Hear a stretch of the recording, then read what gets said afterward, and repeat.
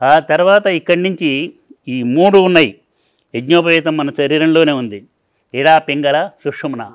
దాని ద్వారా ఇడా పింగళ ద్వారా పైకి కిందికి ఇట్లా ఇట్లా లాగితే ఈ మధ్యలో ఉన్నది కదులుతూ వస్తుంది కుండలిని శక్తి.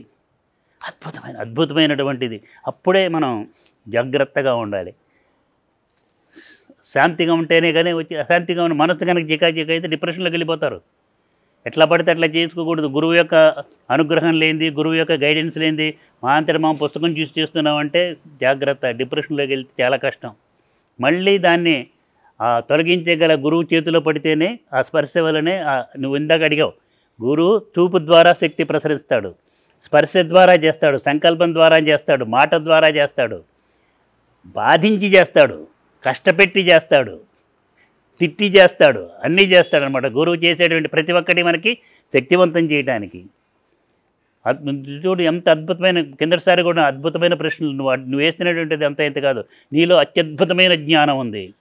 అన్నిటికంటే మించి తెలుసుకోవాలి. తెలుసుకున్న దాన్ని సమాజానికి, మేధావులకు అందించి వాళ్ళని చైతన్యవంతం చేయాలి. ఈ భారతదేశంలో ఉన్నటువంటి మేధావుల్ని ముందు ధర్మవర్తనలు చేసి ఈ భారతదేశంలో ఉన్న జనాభాని పాడు చేయకుండా బాగు చేసేట్టు చేయాలనే తపన ఉన్నది నీలో ఉంది. అది సబలీకృతం కావాలి. ఇక్కడే కాదు, ప్రపంచ మేధావులకి మన గొప్పతనం తెలియాలి.